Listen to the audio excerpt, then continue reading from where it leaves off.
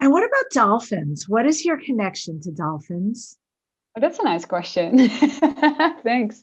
The first time, this is going to sound weird, but well, what doesn't, right? In my job. um, when I was 6 years old, for the first time, I had a very, very strong dream where I was in the body of another being. Like, I don't know how else to say it. Mhm. And it was a dolphin. So even before I had a conscious obsession with these particular mammals, um, I had a dream where I was one and I got to experience what it's like to make those leaps out of the water and back into it. And it was amazing.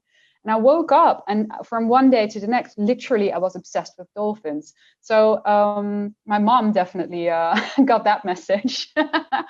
So I was like, dolphins this, dolphins that. And she took me to one of those places where you can see dolphins.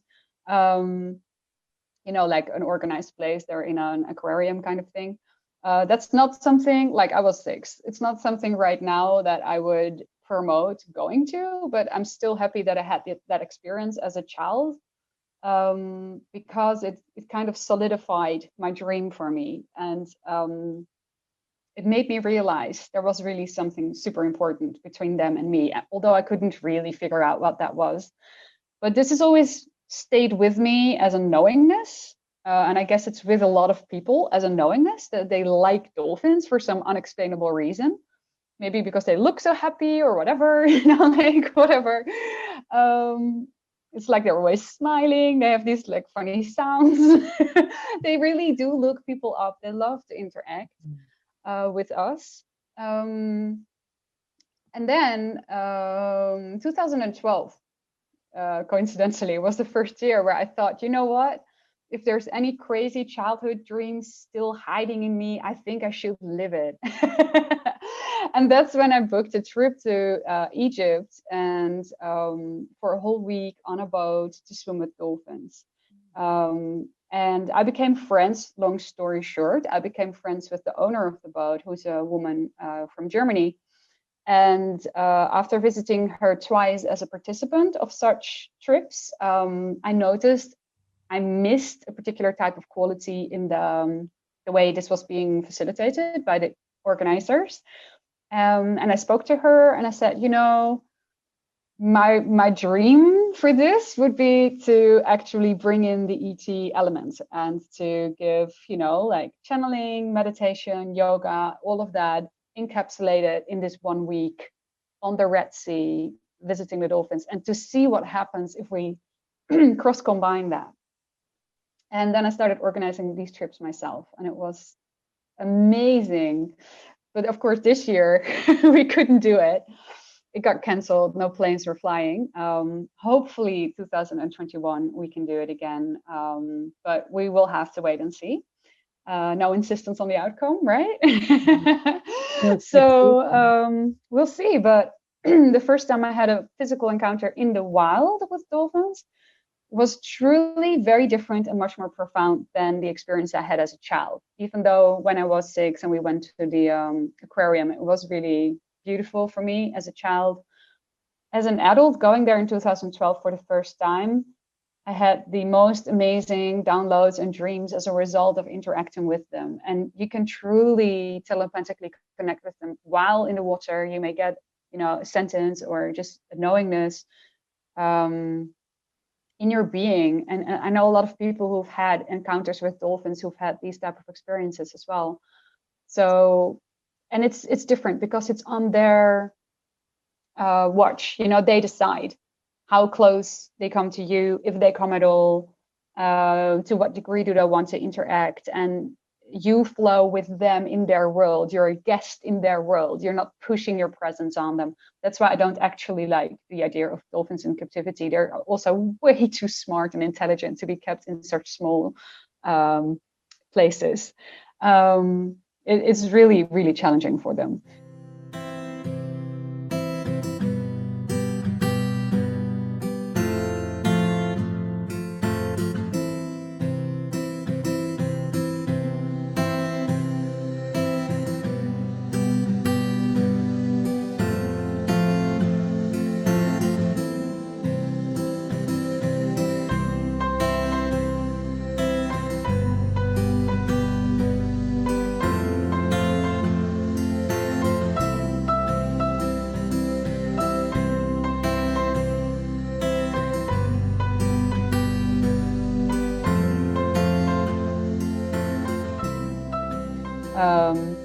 But anyway, to see them in the wild, it's extraordinary, and obviously you have to be very respectful. People have this image in their head that you can just go around and pet them, like, you know, like Flipper. And wild dolphins are not like that. We even were asked by the owner of the boat that I have this co-creation with. You had to sign a form at the beginning of the adventure that you would not touch the dolphins. You promise it. You do not touch the dolphins. It's like a rule.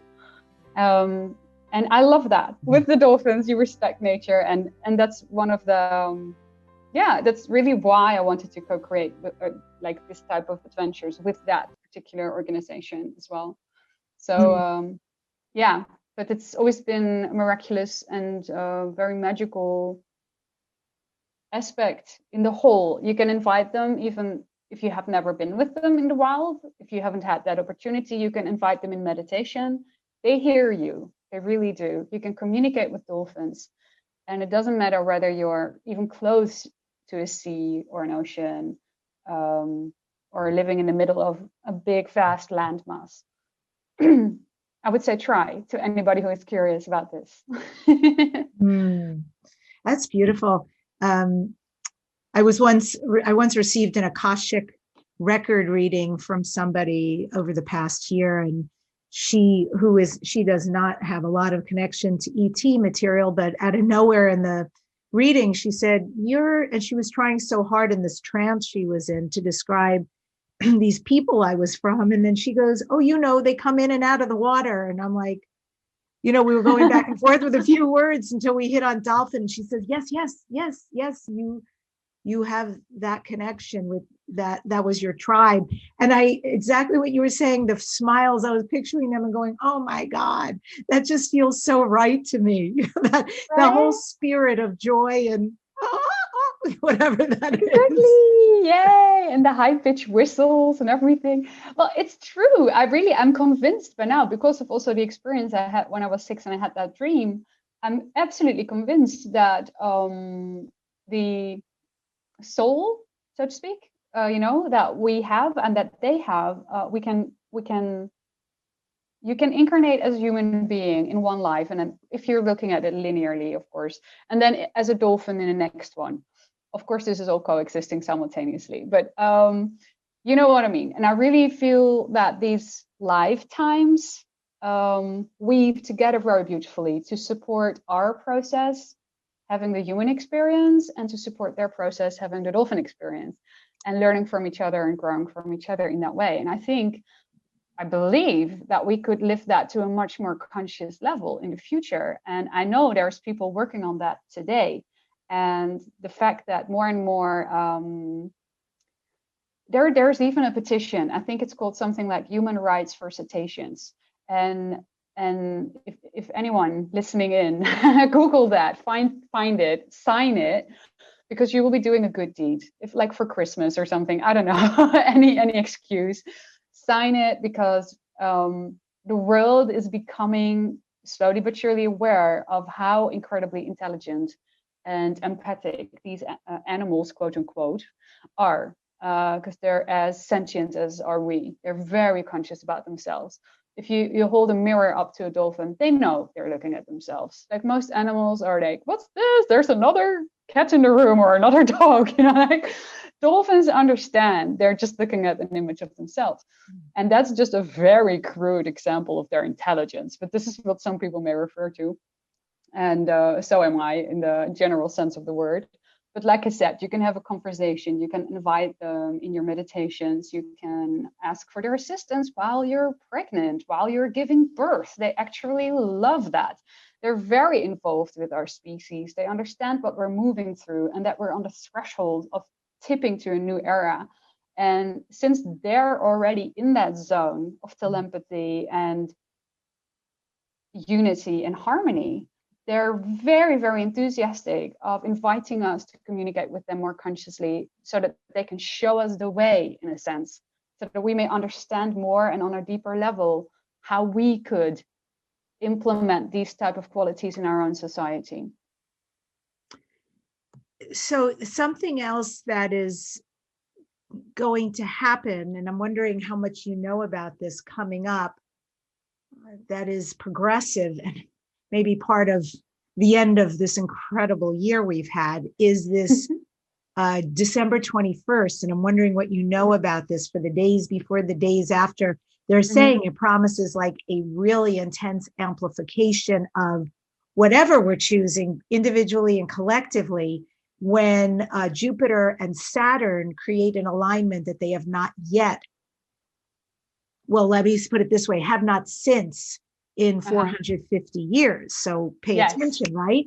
And for people who want to learn more, go to earthsky.org. It's a great site to learn more. So at their very closest on December 21st, they're going to be 0.1 degrees apart, which is amazing. So what do you know about this solstice Jupiter-Saturn alignment? Well, let me start by saying what I've learned from the hybrids that I channel is that astrology in general reflects us. It doesn't reign us. It doesn't rule over us. So what we're looking at is an announcement from our own inner selves, really, as a mirror reflection back to us, that we are all collectively moving into the direction of something really special. And people who are astrologers, who are really deeply into this and explain that to us in a beautiful way, when you feel that resonates really strongly with you, clearly, in a sense, you're remembering what deep within yourself you were already either wishing or, desiring or knowing to be true. So I think we are collectively creating this wonderful alignment, which is literally an alignment, to become obvious to us in the heavens. And I'm excited to see what that will bring. I realize it is opening up a lot of doors for really extreme and exciting opportunities. I'm looking at it as a roller coaster of high vibes that you can step into really enthusiastically or with a little bit of fear. So we have that choice. We always do anyway. I'm the kind of person who doesn't want to over dramatize or put a lot of emphasis on one particular cosmic event. Also because I realized that as Arjuna has explained it to me, the time frame is an indication. And that's what you actually just touched upon when you said the days before, the day after. It's a window. So it's a window that you can step through, and you will, in one way or another, step through it. How that will happen and whether it will be tangible for you or even remarkable in the least is to be seen. It differs per person. It really does, because some people don't really get quote unquote hit with the energy of that or the potential of that until maybe a month later. So this is the tricky part about setting a date as hard cut as it appears to us. That's the thing with cosmology anyway. You're looking at a star, or you think you're looking at a star. It may have died out like so many thousand years ago, right? But the light is still there. So there's this warped thing about astrology that makes it super punctual, super wonderful as a clear, polished mirror reflection about our energies and in what direction we're moving. And simultaneously, you're looking at something that is very fluid, very ungraspable. Like, what is it really? I mean, the picture that is coming to us has a delay to it. So our time-space reality is being tested in a sense with the stories that we're telling us ourselves. And that to me is like a little bridge reminder to the fact that we're living in a physical dream, floating in a cosmic soup. That's what we're doing. That's what we are. And the more fluid we can be with all of those things unfolding, the more we can just go with the flow, which is anyway the message, the more reflections and quote unquote rational proof you will then see of these stories as they're being represented to us. But if it doesn't resonate with you, you won't see proof of it either, most likely. So it's so super personal and subjective. But I do see a window. I feel it more than I see it. Like it's more in my senses than it's in my mind. I feel a shift already for a few weeks, actually, right now, where I'm starting to get really psyched and optimistic for 2021. And yeah, stuff is shifting. It's like your background right now in your video, and that bright light behind your head. It's like this blue. There's a blue field, and there's this bursting of light. There's some light bursting through. That's kind of what I'm feeling is happening right now. And I find more and more ease in listening to.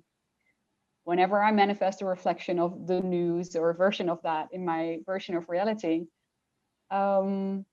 whatever doesn't resonate with me within that, I can let it slide by me so much more effortlessly than in the beginning of the year. I was a little challenged by stuff, but I'm feeling more solid in the game. And probably that's also simply a result of me doing my own facing my fears, you know? So it's super individual. That's what I want to say probably most about this. But yeah, I can feel a very, very high potential for a lot of light to come in and through and to become tangible for others as well in their own lives. Yeah. So everybody enjoy this great conjunction coming up on December 21st on the solstice. And it also ushers in the age of Aquarius, right? It's going to usher in Aquarius, which is amazing because that's very Aquarians know this about themselves, but also the energy of Aquarius, very forward thinking, very new, very inventive, very fresh, which Lord, we all need that. I think we're ripe and ready for fresh and unique and innovative and a whole new way of doing things and showing up. I think, you know, so that's beautiful. That I find that very exciting and very apropos. And I like the permission. It feels like that you've given all of that, that it's like, don't just look at the 21st and, you know, if things don't happen. This is an ongoing process, but it's definitely showing up at the sky, in the skies, informing us of here, and here we are informing also the skies. Yes, exactly. Yeah, it's a ping pong game. We inform each other. You're right. It's a two-way stream of information. And with your okay, in a few minutes, I'd like to bring on Arjun. Yes. And would you preface? And again, folks, go back and watch her first interview. It's couldn't be more yummy. You'll get so much out of it.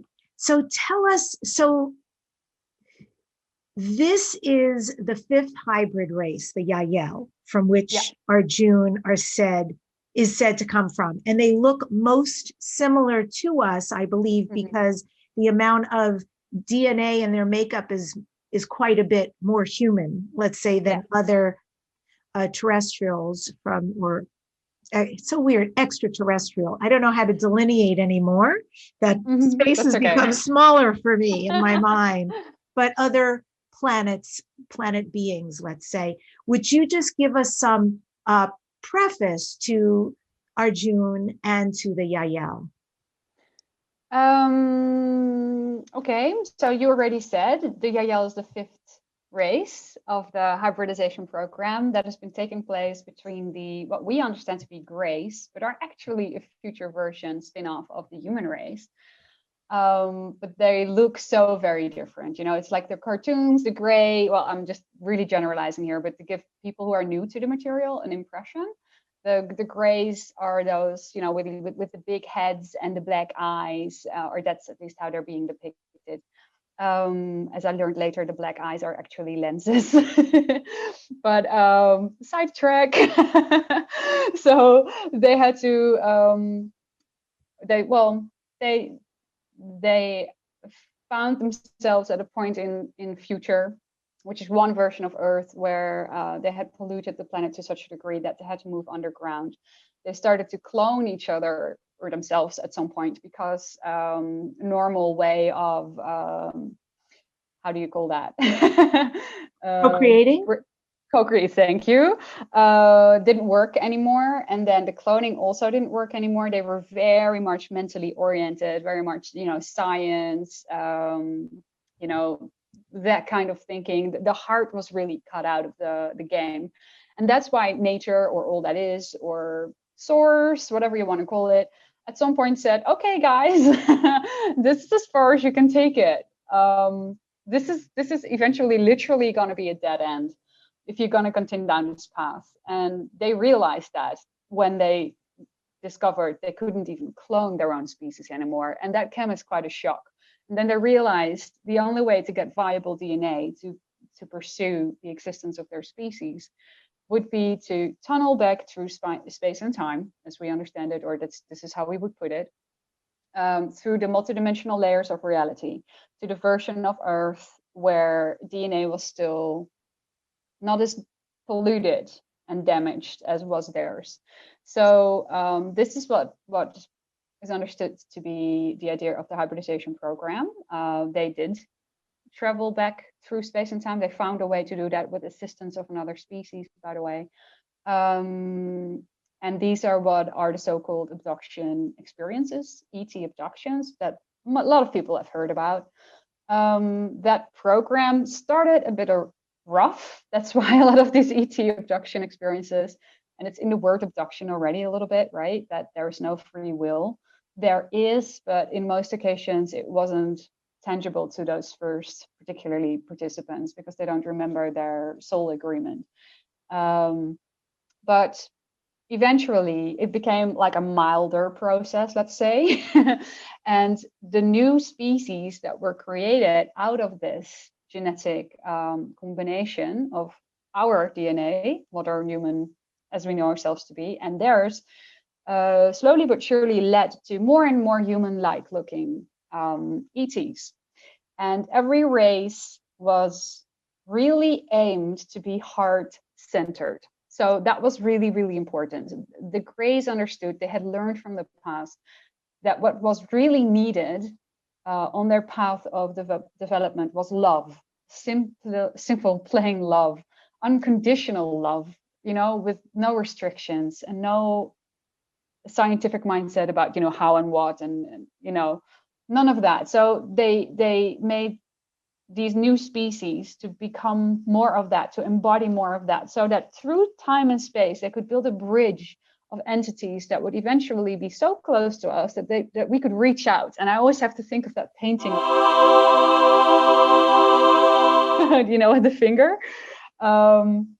So it's that's been done. The fifth species is the most human-like looking result of that project. They are the Yahyel. They call themselves the Yahyel, and they're so alike to us that if we would meet, you may not, like if they would walk on the street, immediately see that they're extraterrestrial. You wouldn't necessarily, or multidimensional, better said. You wouldn't immediately see that. But if you would come closer, the energy and everything, it would give it away for sure.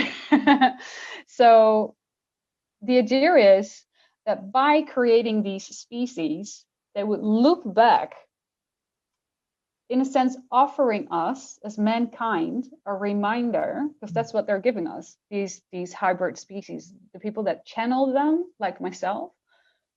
We are all more or less bringing through the same message. I mean, roughly, it's the same message. The hybrids are very clearly, through a multitude of channelers at this point in time, reminding humanity of the fact that we have a choice, that we don't have to walk down the pathway that the Greys did, that we can choose love now. We can embody it now. We can create heaven on earth now. It's within us. We can self-empower ourselves. There's this wonderful message wherein they're giving us an opportunity to pick a new path and change a different route. And that was the real actual goal of the hybridization program. It wasn't to suppress us and scare us in our bedrooms as children, to take our DNA against our will, even though it may have been experienced that way by some people. And I have a lot of respect for any and all of them. And I've been one of them. So I understand that that's been rough, but I also understand that we can learn and grow beyond that and see through it and see the higher purpose of all of that. And we can take that open invitation, but we don't have to. And that's the beauty. They come non-invasive, and that's the idea of channeling and why it is occurring as it is. they're speaking through one of our own species. So any other human being tuning in, listening to this crazy human being over here doing the translation, you don't have to believe that it is what I say it is. It's about the message more than it is about the messenger. And so we are getting this information and we can choose to apply it if that's our highest excitement, if we wish to do so. And if we do, it will prove to us empirically that it works. And that's what they're so passionate about, to reflect back to us our own inner knowingness. The way they always say it is of what we already knew but have temporarily chosen to forget. And so that's what's going on. And if we choose to embody and use this information that is in a sense also already ours in our lives as human beings, then at some point we will raise our energy frequency enough, first of all, to create, peace on earth, harmony here amongst ourselves, which is amazing already. I'm signing up for that, even without the ET contact. And secondary, we will open up our doors energetically for the possibility of meeting them in, like physical form, and to be here together on this planet, live here, share experiences, and stretch out our cosmic antennas a little further. They may teach us about the universe. We may teach them about our planet, and we can learn and grow together. And I think that's the wonderful gift that's hiding in here, that is possible for us. Not like it has to happen that way, but these doors are opening up with the channeled information as it's coming through, to my understanding. So yeah, I hope that's a good introduction. It's a beautiful introduction. There was some really nice meat in there, if you will. And an inherent question I already have for our June, all right, based on that awesome share. So yes, very respectfully, I want to give you the space for what you need to do now in order to invite our June in, and for me to welcome our June back to the show. Beautiful to re-engage. I'm looking forward to this.